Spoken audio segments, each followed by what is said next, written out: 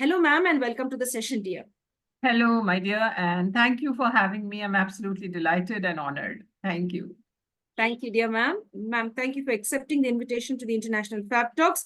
When anyone accepts the invitation, it's really a day of joy for us because we get to learn a lot of beautiful things from the experiences that you've all had, and you share it with us on this platform.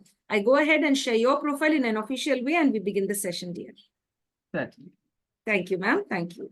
Friends, you'll be wondering as to who ma'am is. I'll just share her profile for all of you to get an insight into her life journey and to who she is and what she has contributed till date. She is the founder and CEO of Silver Linings Trust and Silver Lining Services, that is inclusive education and empowerment of blind people or the visually impaired, you could say. Inclusion also of the disabled and prevention of blindness. She's the first blind aerobics instructor in India, a celebrated motivational speaker and a wonderful counselor. To add more to her profile, I'd like to share a little more.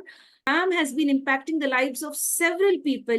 You know, it could be like millions of people have been impacted to the work that ma'am has started since 1987. Preeti ma'am, as I earlier mentioned, is the first blind aerobics instructor in India, a celebrated motivational speaker, and an effective counselor. And she has won several awards that have been bestowed upon her, including the National Award presented to her by the President of India for her groundbreaking work towards employment and self-employment for people with disabilities in 2013. She was also honored the Exceptional Achievement in Entrepreneurship. It's an award by the Delhi government in 2015. The Red and White Bravery Award, the Rajeev Gandhi Manna Seva Award, and the Ashoka Fellowship are a few of the significant contributions and achievements that she has achieved till date.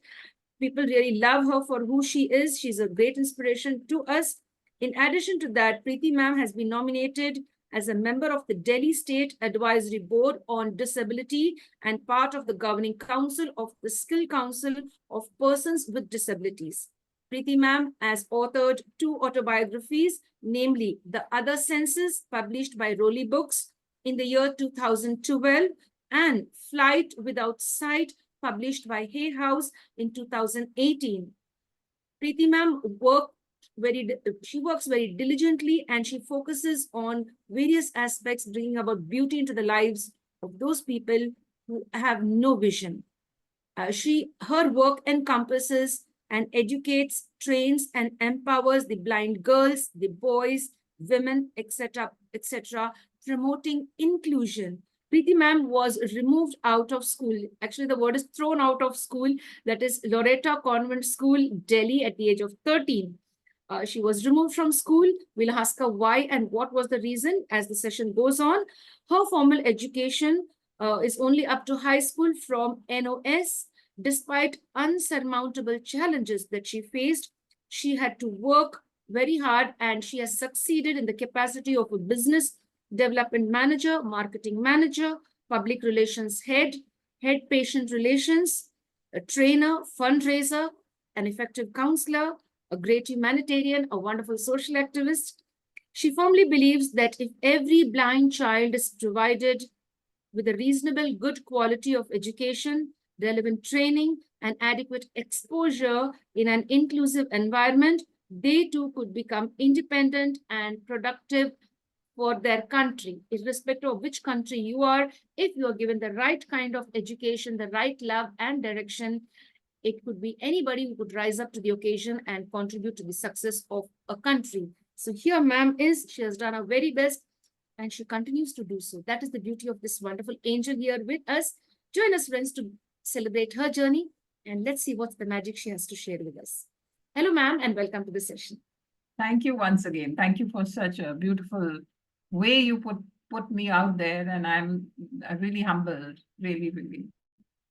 Thank you, dear. Actually, you are an angel with an invisible crown and with invisible wings. Nevertheless, ma'am, you've been contributing so much. People would love to hear it from you. How would you define and describe yourself today on this platform? I'm a happy person. I do I have lived and I still live a life on my own terms. I am a person who is absolutely clear that I want to help, share, and do whatever I can for anybody I can, for anybody who would allow me, who would let me. And I do not get perturbed, disturbed with, normally I don't get disturbed and perturbed by actions of others.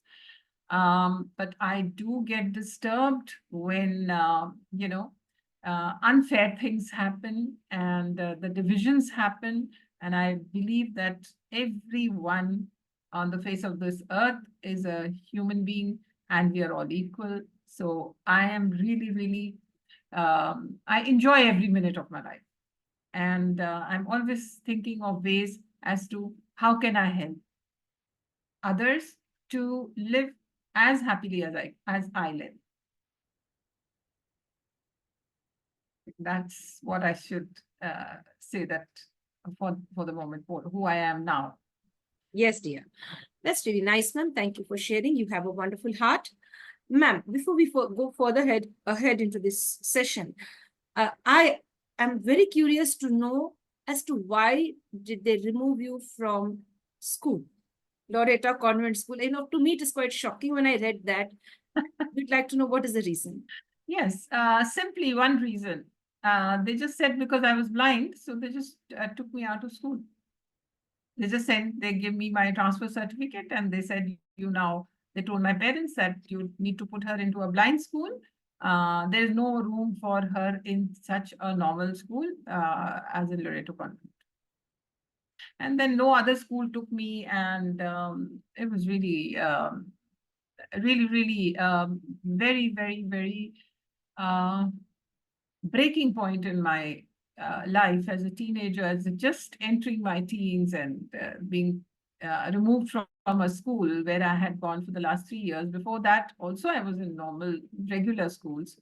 And I was doing okay. I wasn't the best student in the world, but I was doing just like a lot of other students in my class. Only because of my blindness, I was removed. Yes, dear. Dear ma'am, thank you for sharing.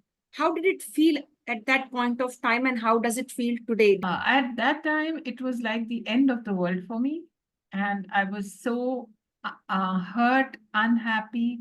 I was so, I don't even have the right word to put this. I was completely devastated and completely broken. That why? What have I done wrong? And this should never have happened. There was no fault of mine. I was not failing in class. I was not being bad in class. I haven't done anything wrong to deserve such a plight. And I went into very deep depression at that time. And today, I feel that that was, one of the most important lessons that I learned in my life, and one of the biggest falls, one of the biggest falling down of my life, which actually started to prepare me to understand where my journey was to lead me. This was just the beginning. And today I'm happy that I experienced all those things, and I'm so much more able to understand everybody's pain and problems because I have suffered so much. And I'm thankful that I went through such horrible challenges, and I can feel for others now, and I don't want others to go through those challenges, and that's what drives me. Was it a missionary school or just it was a normal, like a private school? No, it was a missionary school. At that time, it was run by Irish nuns because this was in 1982. This happened in 1982. No, sorry, not 82. I'm so sorry. 72. So 1972, it was run by Irish nuns, and later on some Indian nuns also took over. But yes, it was a missionary school.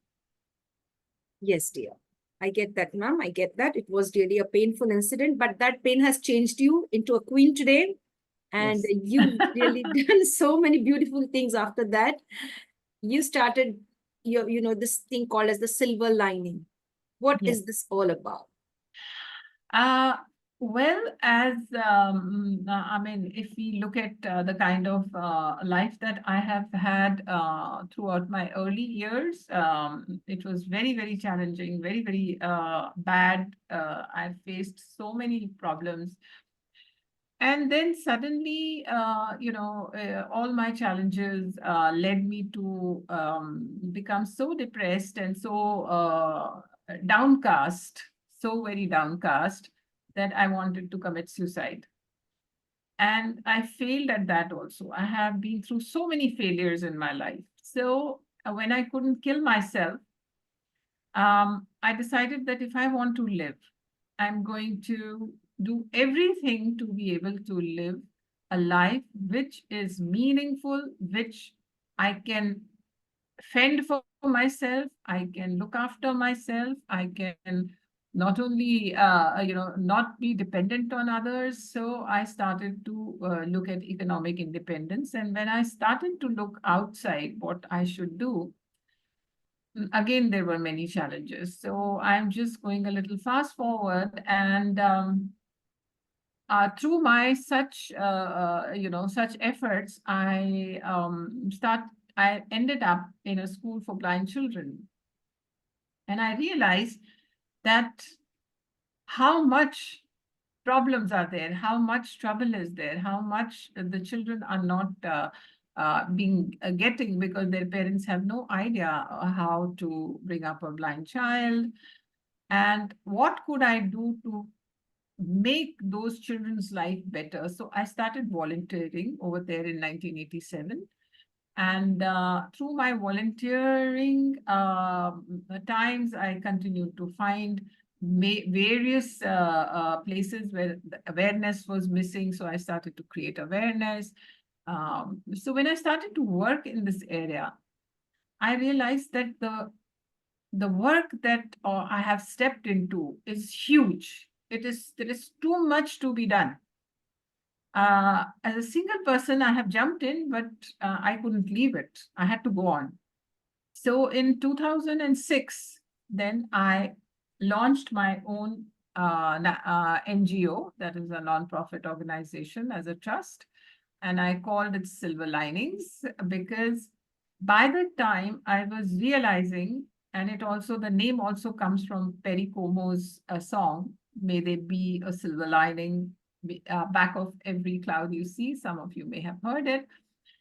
So the sun is always there, and that's why I named it Silver Linings. And through that, when I have a platform to start working, I knew I would one day be able to help many, many, many more people and children to get out and reach up to their potential.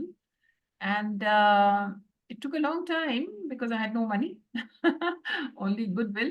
But yes, so that is what Silver Linings is all about. We work towards inclusion of people specifically with disabilities, specifically with blindness, into mainstream society. In fact, we promote that nobody should be taken out of mainstream society. We should continue to get the similar services, so inclusion and filling in the gaps, filling in the blanks, because blindness actually leaves a lot of blanks. 80% of our knowledge goes into our system through eyesight, because the world is made by sighted people for sighted people. We blind are left out. So there's nothing, and it's getting worse.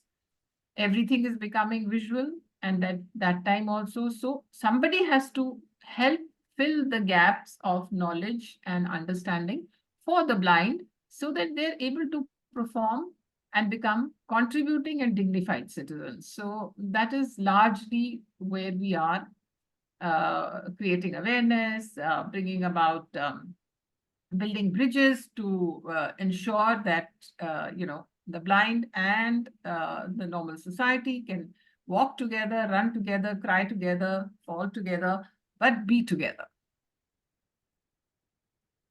Yes, dear. Yes, dear ma'am. Dear ma'am, now I'd like to know now the reason for you to lose your sight. Was it something genetic or was it some default with any medicine that you consumed? What was the reason behind you becoming, totally blind? Yeah, that was a mystery for many years. There is not genetic. It's not genetic, because if it was 1% genetic, after I'm just going to be, I was born in 1959, and I'm going to be, in a few days, I will complete 65 years of being alive on this planet. And if it was 1% also genetic, somewhere in the long distance family, we would have seen this problem. But it is not genetic. Definitely, it's not genetic. Finally, after a lot of research, a lot of, putting two and two together, something happened before I was 3 months old to my eyes. And that's where my optic nerves and other parts got partially damaged.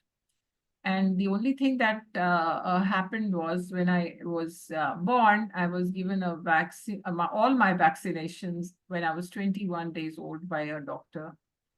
And I reacted to those vaccinations, and my whole body was full of, swelling, and my eyes were swollen almost for a month. And after that, it subsided.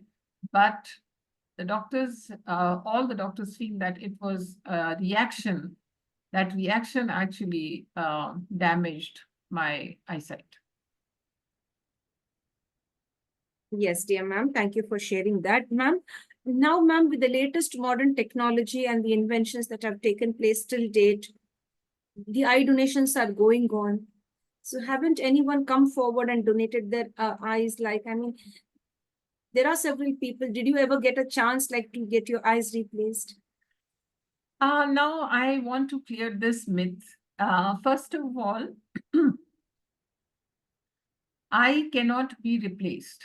The only thing that can be transplanted is the cornea. That is the front part, which a front glass see-through portion of the eye, which covers our black or blue or green portion of the iris. It covers that. The cornea is the only thing that can be replaced, transplanted. And rest for having a successful transplantation of a cornea in the eye, one has to have the rest of the eye functioning perfectly well. So where I was concerned, my cornea, I can donate my cornea when I die. My corneas are completely healthy and clear, right? The only problem is that my optic nerve, my retina, all of that is messed up because of the reaction. So there is no question of me being able to get a transplant. And because it is almost, the nerves are kind of nearly dead, and there's so much mess over there that even today's technology is not able to fix that. Not Yes. all blindness can be cured. No. Huge amount of blindness cannot be cured even today. Yes. Thank you, ma'am, for sharing all of that. Now, ma'am, one very important question and a very personal one, because there will be several people who will be watching this. Certainly. They would like to know were you able to find a life partner, or was it difficult for you to find a life partner, or you didn't want a life partner in your life? Okay, so it's very interesting. Yes, I wanted a life partner. I definitely wanted a life partner. I am a very romantic person. I was always a very romantic person. I wanted to have my own family, my children. I wanted to have children. I wanted a life partner who could be my friend, best friend for life. And certainly, there was no question that I did not want to get married. But the problem was that I realized, as in when I was growing up, that I did have a lot of boys as friends, boyfriends, love affairs. But when it came to the question of marriage, nobody wanted to marry a blind girl. And that was very, very disturbing, very disturbing. And it is true even today. A large number of blind girls today are unmarried. A large number of blind women remain single and alone. Even blind men don't want to marry us blind women. They also want a sighted partner so that she is able to support them in all their activities. So same thing happened with me. Almost I got more than 100 rejections. However, I was determined that I wanted to get married. And I continued to try and hit and try again and try again. And I did succeed in getting married in 1982. And yeah, so that part of the question is here, but it was a very difficult journey. And when I did find a life partner, I did get married. And within 2 hours of my getting married, I discovered that I had married and I had actually made the biggest mistake of my life because I had not much experience and I was always a simple person. And this gentleman was an alcoholic. He was a compulsive liar, and he was a very, very abusive man. And my life altered for the worse. And that was a very, very, on top of my disabilities and other failures adding to it. This was something that really hit me hard for almost 5 years. I couldn't come away from the shock. In that moment, I had 2 children, a daughter and a son, in quick succession. And in between those 2, I had an abortion as well because I was so weak and so sort of used, I should say.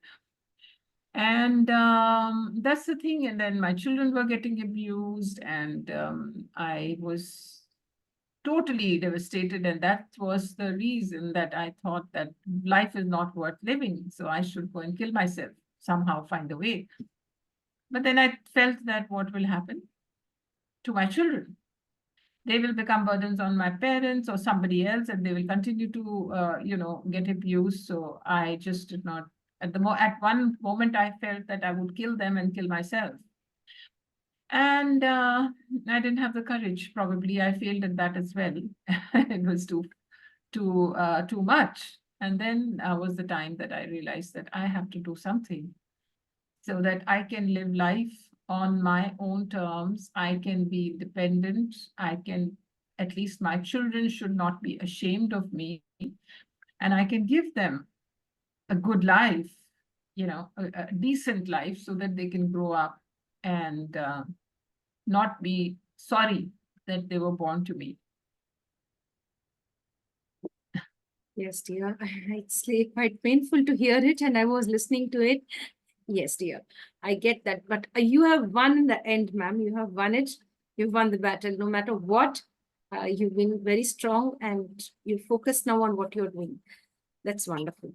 And thank you for sharing. You have the guts, the transparency with which you've shared, that will give many other women to open up on this platform if they are undergoing any form of abuse. Because women are, they tend to hide and conceal the abuse that they are undergoing within the 4 walls. True.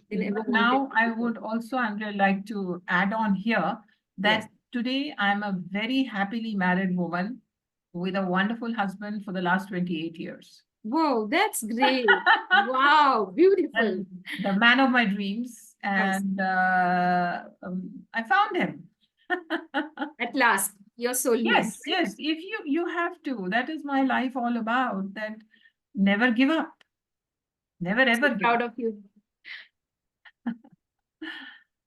That's really nice. And it makes me feel good now. Yeah, absolutely. That's why I'm happy.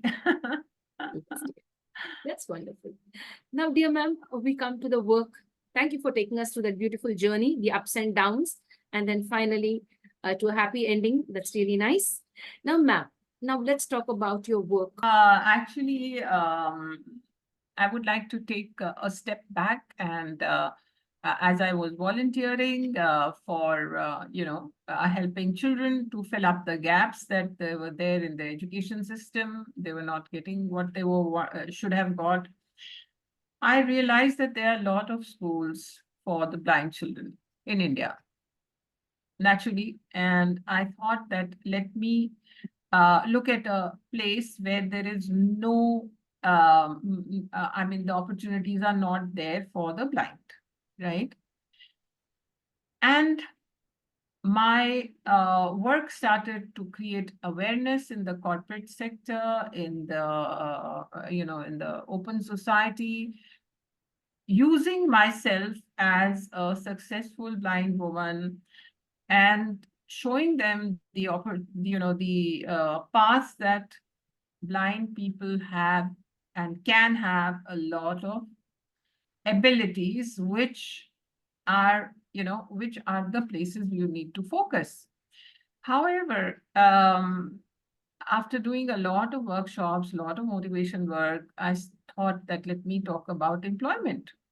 And wherever I went, I visited about around 300 to 400 corporates. I met the top people over there, asking them, requesting them to take on people with blindness as employees, give them a chance. So seeing me, they would say, it took a long time. They would say that, okay, we'll take other disabled, but we don't want blind. So I was very hurt and upset about this. So I asked them, I said, give me one opportunity. Let me see if I can find people. So they said, fine, you want to join us? We are happy to employ you.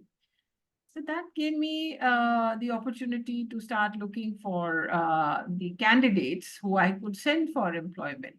However, I couldn't find too many that even I could send for, for such interviews or for such positions that I was getting. And I realized that there is something so much missing in in the larger population of blind. They're not getting quality and all-round education and training and which they need. So then I stopped working on that, and rather than complaining, then my now husband, Ashwini, he gave up his corporate job. And we both started a small center called Project Shiksha. Shiksha means education. And we had no resources, we had no money, just a little bit of money which we were having in our pocket. We just started a small project in 2017. And we decided that we will focus on the blind girl child because she is the most marginalized. And we started to, we opened a preparatory school and resource center for these children. And we were preparing and training and giving them all the skills that they need and admitting them into normal schools, quote unquote. All schools are supposed to be normal. We are all normal, but that's how people understand, into mainstream schools. And we are doing that, and we also have a hostel now. And our first student, I must say this, that the first student we found, she was totally blind and out of school. So we trained her on technology. We taught her laptop, we taught her braille, all the other social skills and how to study. And we put her into a mainstream school. And she has just given her class 10 board exam in 23, and she got 92.2% marks, and she wrote her exam on her laptop by herself. So those are possibilities. There are many, a lot of the girls this year also have cleared their finals, and they're doing well in their classes, and we have a small hostel also in Delhi. So that is one of our flagship project at the moment. So if the children get the right opportunity, the right training, the right motivation, the right value education, guidance, and we are teaching them to do their duty and their responsibility, take responsibility. I think this problem will be over and people will definitely want to employ them. So that's what we do at the moment. It's a very small institution, lack of resources. They're coming in, but not at the speed that the problem is growing. So we are definitely moving forward. Yes, dear. Thank you, ma'am, for sharing. Thank you so much. Dear ma'am, now you are the first blind aerobic instructor. This is quite magical. How did this happen and what is it all about? Okay, so as you know, you already in my profile, it says that I'm only class 10 pass, and that also from National Open School. So when I wanted to become economically independent, there was no doors open to me because of my qualification. I didn't have a qualification to go for a job. And I thought of what can I do? I'm a very good homemaker. I'm a good cook. I am a good so I started looking at myself. So I thought I could probably be a house help and make some money and become economically independent. But nobody wants a housemaid who is blind. And then of course my family did not agree to that at all. And then what could I do? So I just hit upon this idea, listening to the Keep Fit show that used to come during those good old days on the television, which was run by Veena Merchant, who had come in from the US, and she was doing these programs here and she had classes here. So I got in touch with her. I thought I can exercise and if people can look at the television screen and work out in front of it, and people are paying money to buy cassettes of Jane Fonda and doing aerobics in front of the television screen, then I'm a real person. I would be a better bet. So I went to meet Mrs. Merchant, who was luckily in Delhi at that point, and it took me almost 3 hours to convince her. She said there's nobody in the world she knows, not even in the US, who is blind and who is an instructor. She told me I could come and work out with her, but she couldn't think of me as an instructor. So I just sat in her office for 3 hours without moving. And she kept motivating me to go back. So I said, no, I'm not going back till you say yes. And then she finally, to get rid of me, she said yes. And the next morning, when I reached her office with my shoes and tracks, she just said, oh my God, you've come. I said, yeah, I've come. So then she said, how am I going to teach you? So I said, you just teach me like you teach others. And wherever I'm going wrong, just come and touch me and tell me what I'm supposed to do. And I will do that. But in the next thing that I remember on that particular day, I was lying on the floor, flat on my back, and people were throwing water on me. I guess I fainted. And then Mrs. Merchant said, now look, Preeti, you should go home. You are not meant to do this. You are not, I don't think you can manage this. And I just pushed everybody away with my t-shirt. I wiped my face and I stood up. I said, I'm going nowhere. And that is the time then she realized and she understood and she really gave me that wonderful request, that respect. And then she stood next to me and she really worked with me. And we both worked. And within a month and a half, I was teaching her class. So that was and there was no looking back. I still work out. Yes, dear. Thank you, ma'am, for sharing that beautiful experience. That's really very nice. Thank you so much. Now, dear ma'am, you at present are a nominated member of the Delhi State Advisory Board on Disability and part of the governing council of the Skill Council of Persons with Disabilities. Now, what is your role here and how did you manage to reach such a high spot? Well, first of all, my role is to be there, to be vigilant, to put in wherever I can, to put in my part of the advice, my part of the questions, my part of being vigilant as to, inclusion of the visually impaired into all streams of life.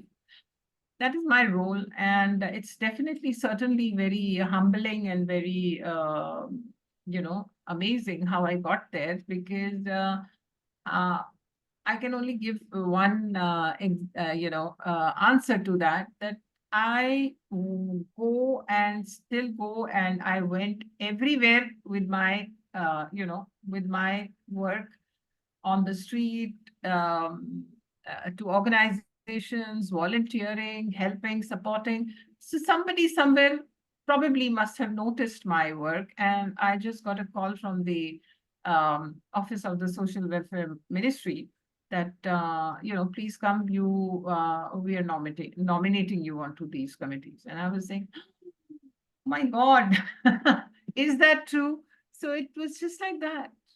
It was just like that. I've never pulled back from helping, supporting anybody. And that did not mean that I was only helping somebody in the high places. No, I'm still anybody that comes along, whether a person with a disability, without a disability, if I can help, I can do something, I'm always there. Yes, dear. Now, dear ma'am, how did it feel when you went up to take your award from the President of India? How was that feeling? How was that feeling? First of all, I did not believe it. Right. First of all, it is unbelievable. Secondly, because this award came out of the blue, right? And during the time that the award was being given, on that particular year and that particular date, I had a prior commitment to go to Hong Kong for doing some diversity workshops, which I had committed 6 months earlier. So I had to tell the officers in the ministry that, look, I am not available. They said, this is such a big thing, madam, you must come, because this is not good. People will see you and get motivated, and you must come and receive your award. I said, but I have made a commitment as an Indian to another country. And if last minute I cancel my commitment there, then I will be actually doing injustice to my country. So I went I went to Hong Kong for doing these workshops over there. I kept my commitment. I thought that is the most important thing as an Indian, to keep my country's name up and proud. And I sent my younger brother, to receive my award. Yes, dear. Thank you for sharing that experience, ma'am. Now, how were your siblings with you? You mentioned your younger brother just now. When they knew that you were not able to see properly and you were losing your sight completely, so what role did your siblings play in your life? I have one sibling, younger brother, and throughout my growing up, I think he was my best friend. He's 4 years younger to me, but he was my best friend, and sort of, how should I say, he always looked up to me rather than anything else, and supporter, and we have a very good bonding with each other. And I think that also came down from my parents. My parents really never projected me as a poor thing, and so that way. So the bonding is very, very strong and very, very good. And I still love him the way I loved him, and I still am, he's still the same younger brother for me. How sweet. That's really nice. Now, ma'am, we'll talk about movies. Have you been a movie buff too? Do you listen to movies as well and grasp the story? Yes, as a young person, as a teenager growing up, I used to love to watch films, the olden films. I certainly love to watch films, and I wouldn't say hear them, but yes, I always would rather use the normal language as saying as watch films. But now, slowly I got away from watching too many films. If there's a meaningful film, I would like full of values and stuff. So films have changed a lot. So I'm not very much of a movie goer or a movie watcher at the moment. My interests are have always been, if it's a bio of someone, if it's about something I can learn, I certainly want to watch that film. If it's a comedy, I'd really like to watch that film. But I'm not such a big movie goer. I like to read, learn about nonfiction, about improving lives and fitness and health, and about you know good lifestyle, and of course about our own work. So I love to read rather than watch movies. Yes, dear ma'am. Thank you, ma'am, for sharing. Thank you so much. Any favorite movie that you'd like to share today? The name of anyone? Yes, absolutely. Sound of Music. That's a Wow. very ancient film. It's my favorite film. I can watch it like 100 times. I must have done that. Would you be able to sing a song for us from that movie? Oh, I'm not a singer. A line or two, please. A line or two. Okay, so it is,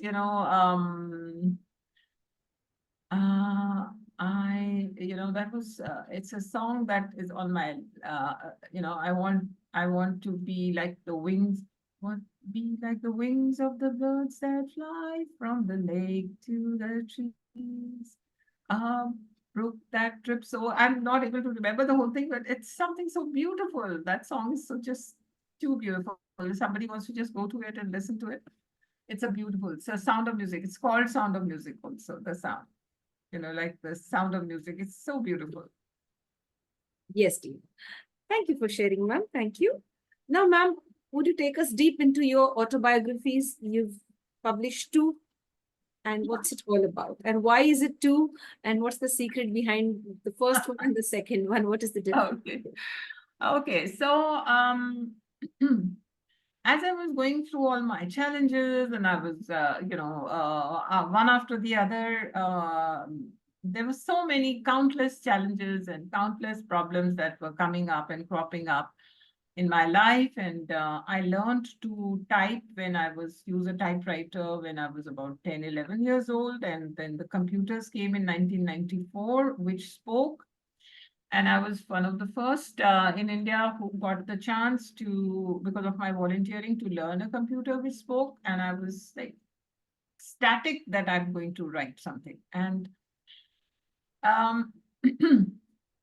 it was so amazing, that I could write and read independently. It opened an entire new world for me. And I felt that my children, my grandchildren, and should know about my life. I didn't want my struggles to go for waste. And I knew that if I can share with them that I have come so far, even after so many struggles, that would help to motivate them. So just to preserve my life story, I started to write about it. And that gave me also practice, to write.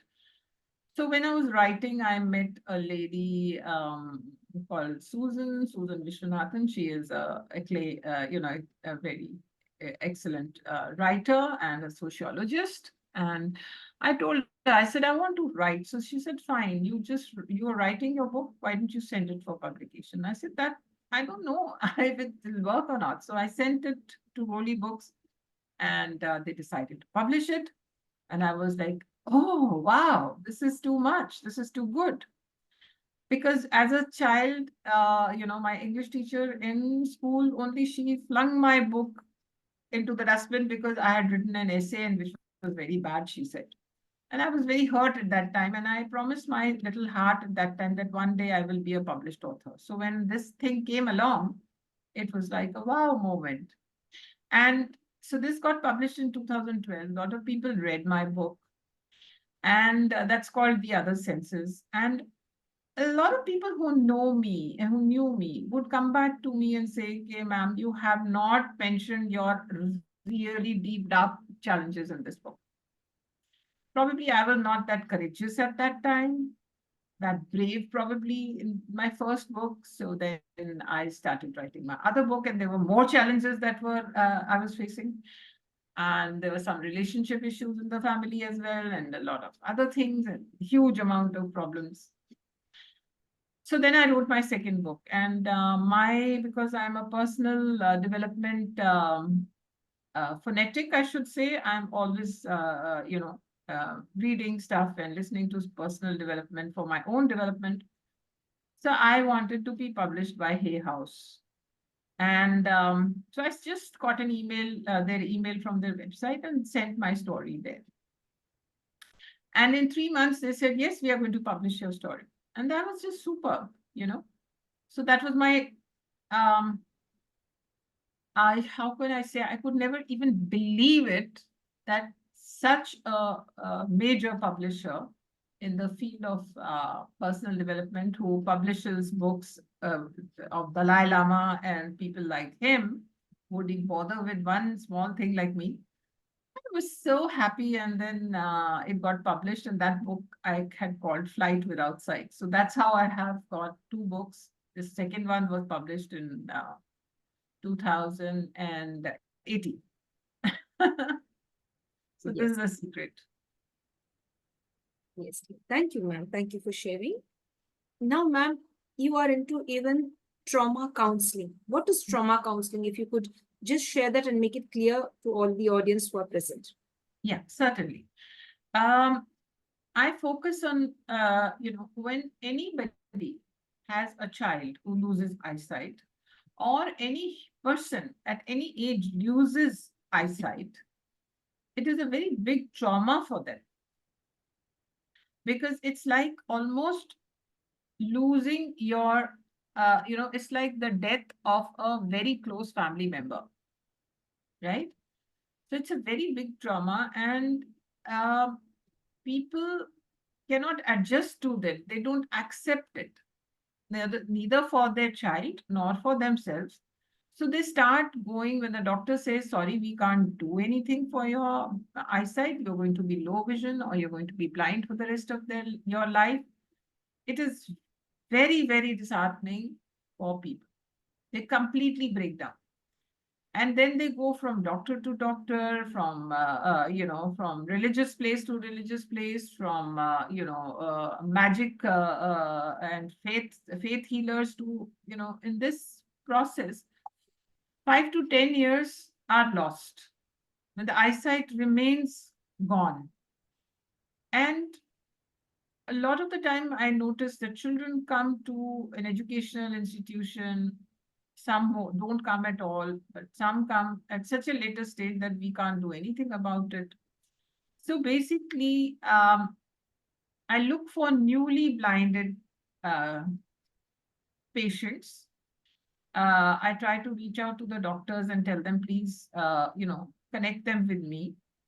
And I help the family understand, and the patient also understand, the blind person also understand, that there is life beyond with blindness also. And what helps the maximum, why I'm so successful in this, is when people know and see me that I'm blind and I seem to be happy and,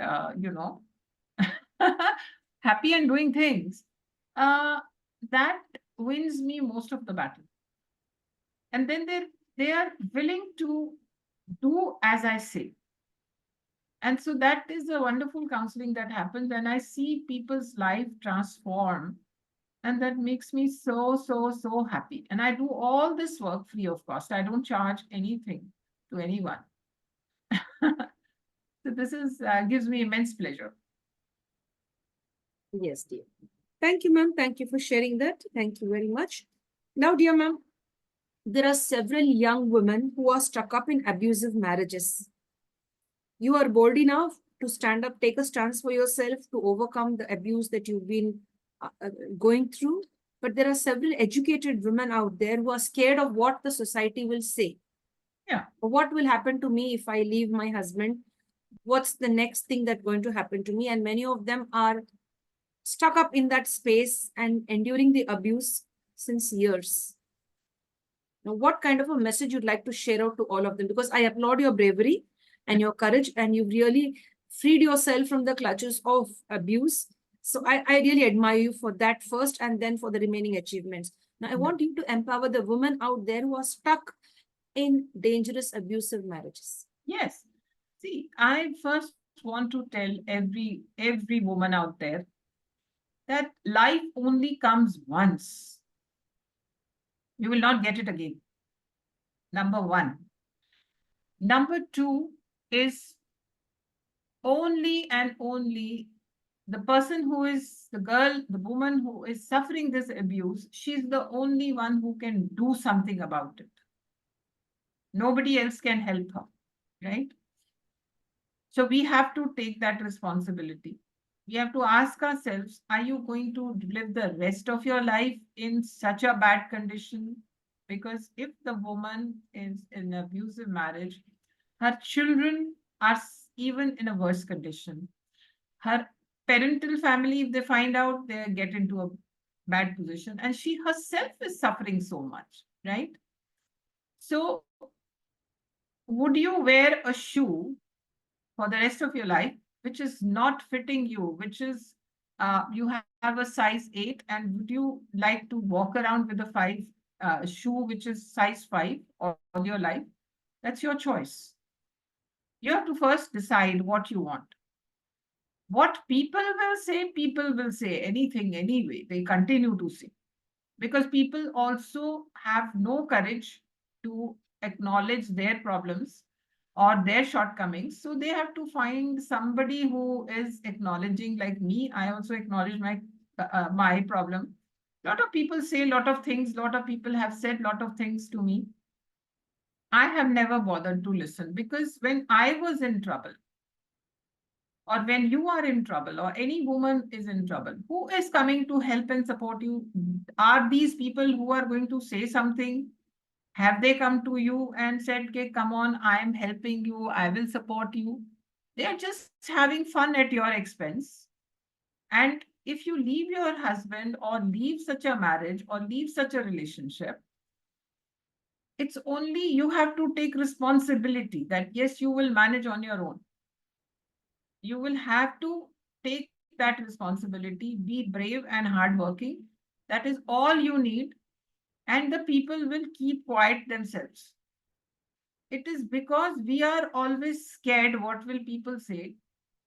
If they are not talking about your leaving your abusive marriage or leaving your husband, they will talk about you are fat, you are dark, you're this, you're that. So they will talk anyway, because they have nothing better to do. They are themselves in an unhappy situation. That is why they're talking. But when you stand up for yourself and move on in life, and they themselves will stand and salute you, and they will start feeling, oh, they will talk more a little bit, because they will say, because they don't have the courage to do that. You have the courage to do that. So you should just stand up and say, okay, I refuse to live like this. That's all you need to do. And when you stand up with courage, the universe comes to support and help. You just have to be courageous. You have to stop listening to other people. They are never going to come and support you. They're never going to this whole lot of what will people say. They will do nothing except talk. You have to turn a deaf ear and move on in life. Otherwise, you would have wasted your life. You're suffering yourself, and your children are in such a bad way. They are not able to grow up as normal human beings. So I think my message is, please do not suffer in silence. Don't complain. All you need to do is just find a foothold, how you will become economically independent and how you will live on your own. Just stand up and move out, and then we will see the rest. Things will fall into place. At least you will not be suffering anymore. Other things can be sorted out. Yes, we thank you for this wonderful message, ma'am. It's very empowering to most of the women who are under the influence of various kinds of abuses in their marital home. Dear ma'am, you've also been a marketing manager, and marketing is a tough job. How did you manage to pull off this? Well, when you are doing easy things, then you are living an ordinary life and you get ordinary results, right? if you want to just sit back and say, this is difficult, that is tough, then everything is difficult. And especially for a person like me who cannot see, then everything is difficult. But if you feel that you are worth something, you respect yourself, you want to be someone who can also be a support and help to your children, to your family, to others, then you have to stand up. And once you walk one step at a time, take baby steps, you know, um, nothing is difficult. Nothing is difficult. Believe you me, that's nothing is difficult. The first step, the decision that if you're not scared of doing hard work, if you're not scared of what people will say, then nothing is difficult. And if it is difficult, then that is why I'm doing it. Easy things everybody does. Difficult things some people do. Unhappy, the whole world is unhappy and disturbed and depressed, and they will find excuses also that why we are depressed, we have so many problems, la la la la la. But I still feel that because you have to make your challenges, your problems into your strength, when you make them drive you, then you will find that it's really, really rewarding. Yes, dear. Thank you, ma'am. Thank you very much for sharing your time. Before we go on to the next round called as the rapid fire round, I would like you to share anything that I have missed out. If I missed out anything and you'd like to share it, please do share it, ma'am, before we go on to the next round. Yes. Okay. So I'd just like to share that, yes, I'm also all the time looking for support, for resources, and to help blind girls become educated and dignified citizens. And please reach out to me if you have, if you believe in the work that we do. Please, we are looking for being able to reach. We are happy to share knowledge. We are happy to come and partner. So I'm looking definitely for that. That is one thing I would like to share. And the second thing that I would like to share, that I'm a very happy wife, a very happy mother of 2 and grandmother of 3. What more do I want? That's so nice. That's really excellent, dear. Thank you, ma'am. Thank you so much. Now we have a small round called as the rapid fire round to get to know about your likes and dislikes. Okay. Yes, dear. Dear friends, join us on this beautiful session called as the rapid fire round to get to know about the likes and dislikes of our celebrity and guest. She is Mrs. Preeti Monga, a strong woman, a tough person. You should be like that. I should be like that. A person filled with resilience. We should never ever bow down against any form of abuse or what the society will say and all of that. Because when we suffer alone. Nobody comes to our help. We have to stand for ourselves. That's what ma'am says. It's a choice. She gave a wonderful example with regard to a shoe. If it doesn't fit you, you cannot struggle and wear it all the time. You have to replace it. And so you have to replace your thoughts and find a better path for yourself. Dear ma'am, your favorite breakfast?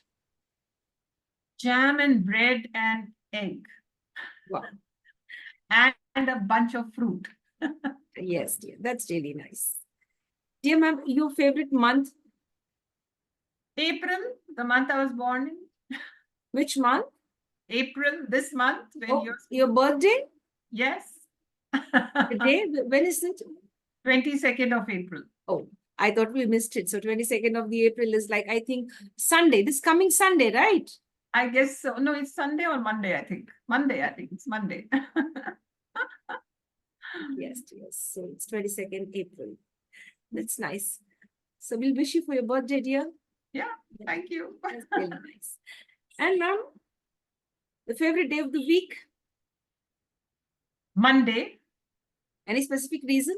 Yeah, because Monday, after a Sunday which doesn't take me out, it's a chutti, it's a holiday. I think Monday is the time when I'm all energized. Let's go. What all am I going to do today? You mentioned that you're a good cook too. Yeah. Your favorite cuisine, what type of food do you like to prepare? Prepare. Okay. I like to cook tasty food, and biryani is my favorite, the one I make at home. And although it's a lot of hard work, but it's yummy and I love it. Yes, dear. Your favorite season? Spring and autumn. Yes, dear. How would you define and explain a beautiful day just in one word? To you, what does a perfect day mean in one word? Oh, busy. I think busy is something very important. Busy, one word. Yes, dear. Are you an early bird or a night owl? Early bird. Yes, dear. You love salty, sweet, spicy, or sour food? Sweet. Would you like to name the sweet that you like? Chocolates, cake. I love everything sweet. Everything sweet. Fruits. Fruits are my favorite sweet things. Everything sweet. Yes, dear. Now, ma'am, we come down to experiential learning or theoretical learning. Now, there are several people who give importance to experiential learning. Certain people give importance to both. So where do you feel that one could learn more in life? I think both, but experiential more. Yes, dear. Is there anything that scares you, ma'am? Scares me. Yeah, not being healthy. Yes, dear. I get that. Mm. Yes. Anything that makes you angry? When people don't care about each other. What is your major strength? Yes. When I can't drive a car, why can't I drive a car? Myself. Yes, dear. What brings a lovely smile to your face? Every nice thing brings me a lovely smile. I'm always smiling.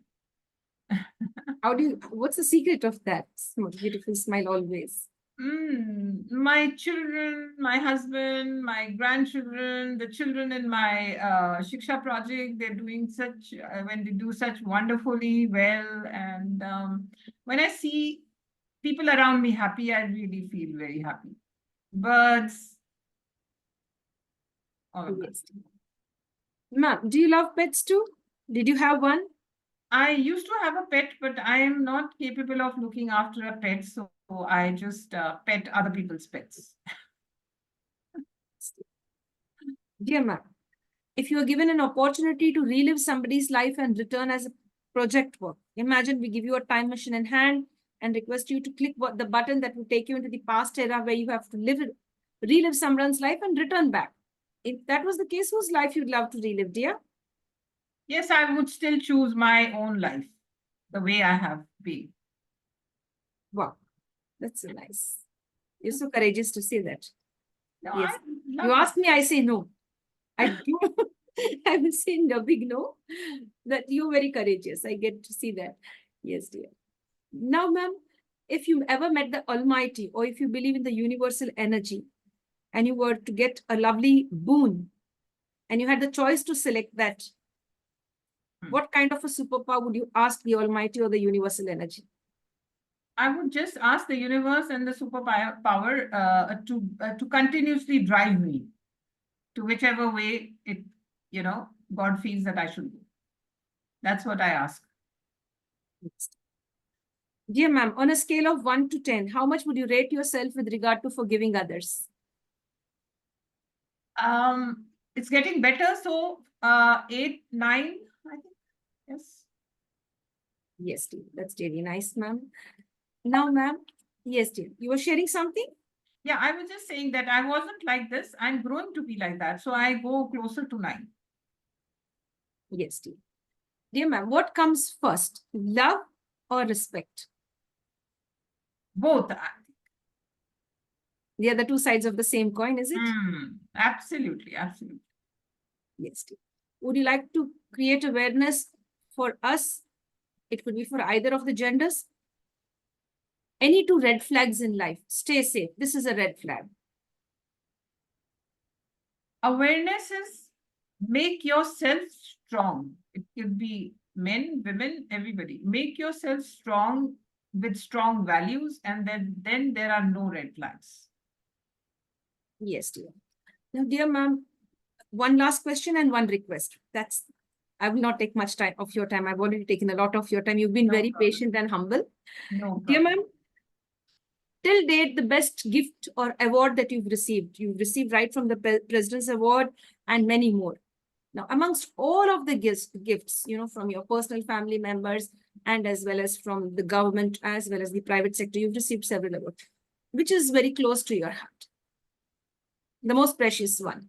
My most precious gift is my husband, current husband, and my children and grandchildren. Wow, that's so sweet. That's really so nice. That sums up the whole thing, that there are people who love you and you have loved them in the right way and they are returning back that love. That's really so nice. We hardly find people who say, yeah, that this is who I love. These are my family members. They could say that with pride, like, you've done that to your family. You've done justice to that question too. That's wonderful. Now, dear ma'am, we have a little request now. It's the last request. You've already shared a lot of wisdom, lots of love, lots of courage, and positive vibes you've shared on this platform. Towards the end, we always put in a little request to all the celebrities and guests to share 3 magical words towards the end of the session to empower us. Apart from please, sorry, and thank you, you could share any 3 empowering words.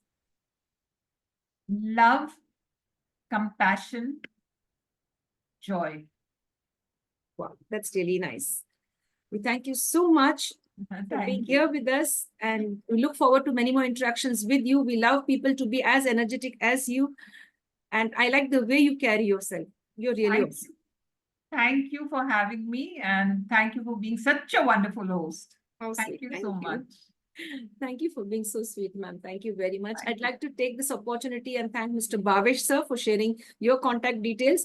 When I meet people like you, an empowering woman who has empowered herself and empowering others around her, that really gives me a sense of joy, and I feel good about myself that, yes, I've been gifted to meet people like you in this universe. Thank you, dear. Thank you. Thank you so much. Dear friends, with this, we come to an end to the International Fab Talks for today. We had a wonderful time. Friends, do share this video with the right kind of people. You never know who could be inspired by this video. Share it with someone who really could transform their lives. You could share it in different groups. You could share it with your friends, family, and colleagues as well. And if you like what the International Fab Talks is doing, stay connected with us. Like, subscribe, comment, and share this wonderful video. Stay safe, stay blessed, and spread positive vibes. Fight against all forms of abuse. Don't be a silent victim. Stay safe. God bless. Thank you, dear.